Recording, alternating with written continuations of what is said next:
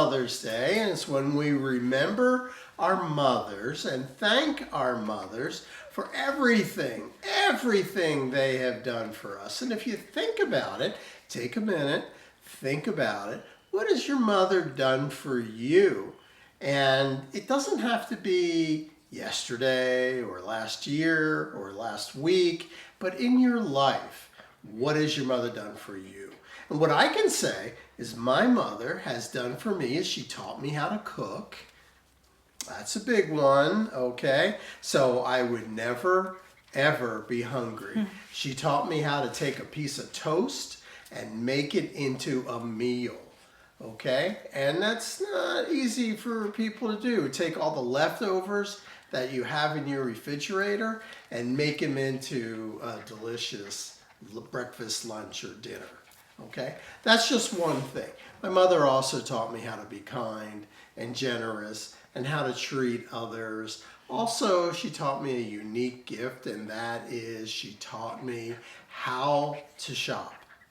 Okay, and I know that sounds funny, but she taught me how to shop, what makes a good dress, how to pick out a dress, even though I wouldn't be picking out a dress, but I pick out a dress for my wife.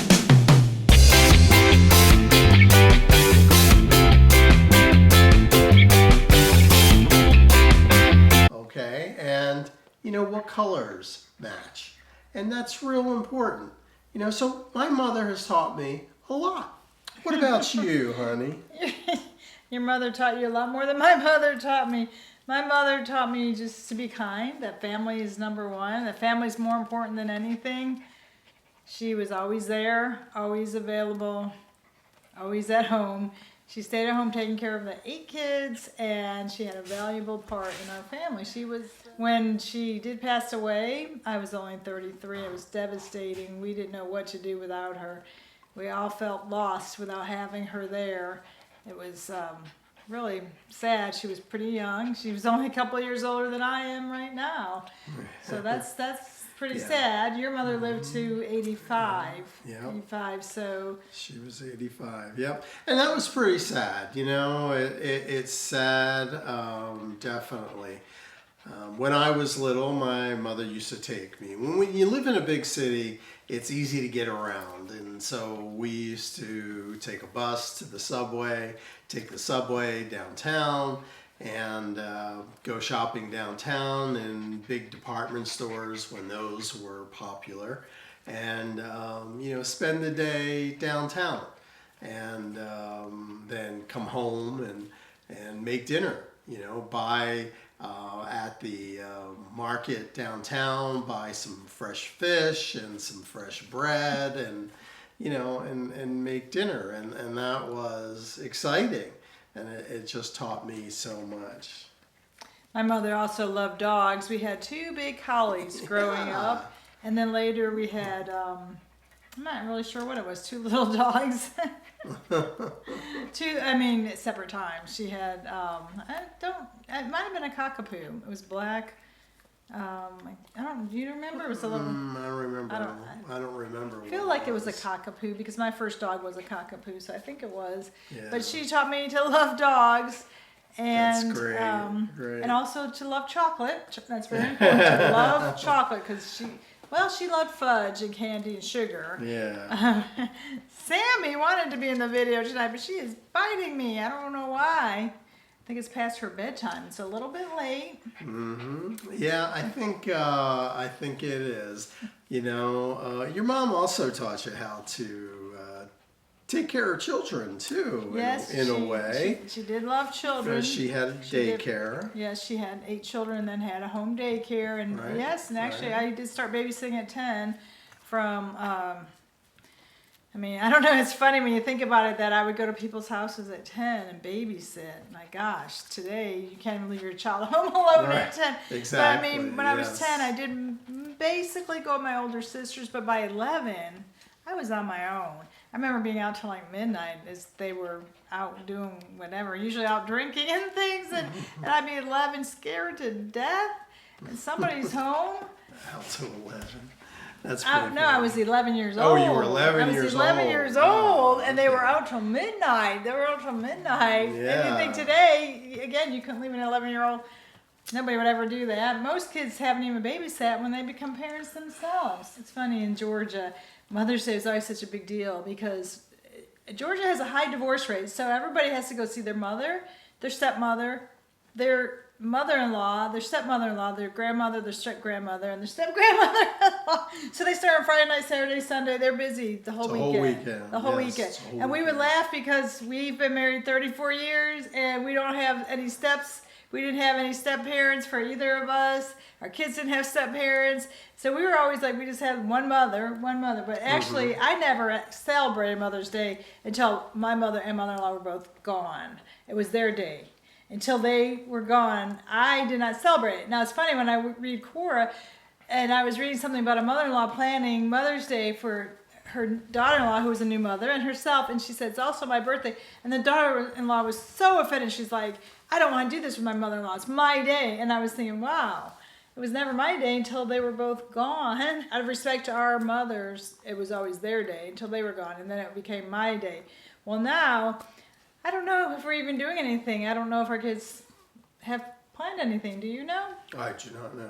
Busy. I don't know. They say Mother's Day is the second biggest holiday after Christmas, but mothers are so important. They do so much. I made a recent video on autism, and I talked about how much mothers do advocating for their kids who have special needs. Many children today, other than being on the spectrum, may have ADHD or other needs, and mothers have to advocate for their kids and do so much. And then maybe their kid is gifted, maybe their children have whatever. Mothers just, they do so much. They do so much. She was giving me a thank you kiss because Sammy had her first birthday last week, didn't she? Yeah, And she sure did. She's been a handful in herself. She's been like a newborn baby herself. She's 1 year old. Yeah, and so that means full dog. Little dogs. Full dog. Little dogs smaller dogs become an adult at 1, whereas big dogs take 2 years to become a dog. She's been fully grown for several months. She's 12 pounds, and we gave her the option. We said, do you want to make a video? What'd she say? She said yes. She wanted to make a video. Yeah, she jumped up and up and up downstairs and wanted to come up and do this. Yes. If we left her down there, she'd be barking the whole time. She's like, I just love right. this, just love this. And we bought her new harness. The last one, she was starting to slip out of the harness. She slips out of her collar and her harness. So when I walk her, I put 2 leashes on because I'm just afraid of her getting away. We don't want to lose our Sammy. No, but you should check out her birthday video. That was really cool. It was her whole year of her life from when we got her, and just parts of her life. I mean, it really flew by, didn't it? It sure had. If you look at the video, you'll see that she's little. She's a little puppy when we first got her, and she just grows so fast. I think she was 3 pounds when we got her at 6. It was 6. Just over 6 weeks, I believe. 6.5 weeks. Yeah, but I remember her coat was so thin, I thought there was something wrong with her because she barely had any hair on the back part of her. Now, if you look at her, you know, you can't even see, you know, the back part of her. It's all covered in hair. And she's such a healthy girl and has such beautiful ears. And she didn't have hair on her ears till Yes, it really... yes. Really, Yes. really, there we go. See, It really filled look up. at those ears. Look at those ears, right? It really filled out Yes. lately. See how she looks like a butterfly, and she's been busy making her cards for Cards of Compassion. Yeah. She likes doing cards of compassion and posing for those because she knows they go to help people feel better, and she's all about people feeling better. Oh, she certainly is. Yes. Yeah. Look at her ears. They're just beautiful, right? Right? You have beautiful ears, honey. So I'm hoping she's been putting a lot of smiles on people's faces, and I've been making cards for family members, and they've loved those cards, and they're fun. They're fun, and they're just funny to make, and it's been a good hobby. And I'm working on photography, trying to get better lighting for the pictures I've taken of her, because there's been a shadow. I'm talking to my brother, who's a professional photographer, about getting that shadow out of there, because that's been driving me crazy. but it's been really nice, and it makes us all connected by giving back to people I don't even know. They go to strangers. It makes us all feel connected in this country, and that's something we definitely need, right? Oh, absolutely. Absolutely. Everybody needs that. Sammy's like, she's a good armrest. Yeah. So if you're alone, if you're a mother and you're not seeing your children this Mother's Day, do something for yourself. Make a list of your favorite things that you wouldn't do on a normal day. Make it special by doing it only on Mother's Day. It's more special. Maybe take yourself out to eat. When we go to Cracker Barrel, we see people eating by themselves. And I've told Steve, one day we need to invite that person to eat with us and even pay for them. You know, we see so many elderly people eating by themselves there. Cracker Barrel is probably the biggest place where we see them, right? Right. That's where my father used to go and eat alone when Yeah. we didn't live in the same city as him. But that's the only restaurant that he ever told us that he would go and eat Right, alone. right. So that must be a restaurant that people feel comfortable eating alone. Mm-hmm. So if you're alone, maybe eat out at Cracker Barrel or someplace like that, or maybe see a movie or take a walk. Do something that you don't normally do to celebrate you as a mother. Because certainly being a mother is very challenging. As we see, there's less and less babies being born each year. We don't know why. It's either the tremendous work or the tremendous cost. This administration is trying to give incentive for people to have babies. They're talking about giving $5,000 bonuses for babies. They haven't firmed up anything. But it definitely is a lot of work, isn't it? That sure is, definitely. So being a mother is not easy, and there is a big payoff with your children when they grow up and respect you as the person who raised them and gave them all the great aspects of life that they experience. I always wanted to be a mother my entire life. I mean, growing up in a family of 8, I always wanted to have several children. I wanted to have maybe as many as 5. Oh, here comes Sierra. She never comes. Oh, she's Sierra. Hey, Sierra. She's our 14-year-old border collie, and she never wants to be in our videos, ever. Hey, don't But hit she's her. getting jealous of Sammy. So,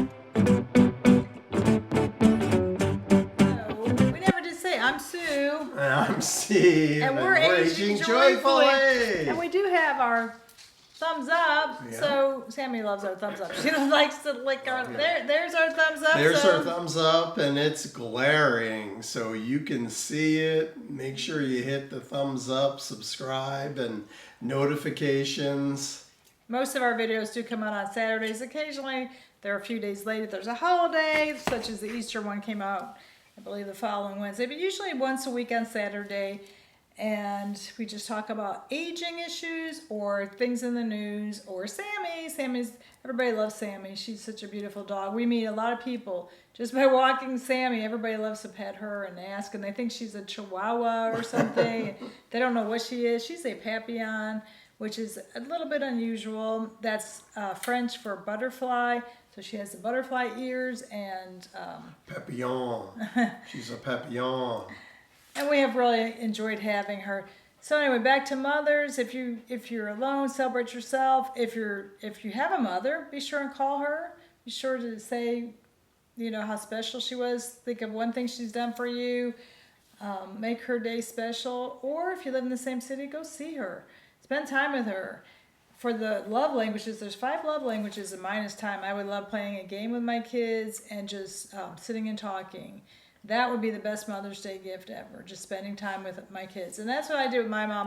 We would go see her. She was sick for the last 7 years of her life, so she was often bedridden, and we would go and I'd sit in her bed and talk to her, and she just loved that.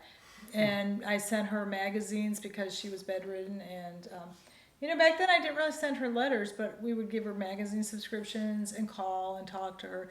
I mean, now I probably would have sent her more letters because I do that more now with the cards. I'm sending people I'm catching up from the past because letters are such an old thing. Nobody sends letters anymore, right? So people appreciate getting them. It's kind of unique instead of just a text or a phone call. A letter is unique. So, or you could give her a letter in person or send her a letter in the mail just saying what she meant to you. She would love that, or hand deliver it. Anyway, just do what you think is best for your mother. Everybody's love language is different. So be sure and think of your mother and appreciate her and check in. And I'm going to enjoy the day. I think we're going to eat out at some, I love breakfast. That's probably my favorite meal. I think we'll eat out for breakfast and probably go on a little walk, right? Yep, absolutely. Absolutely.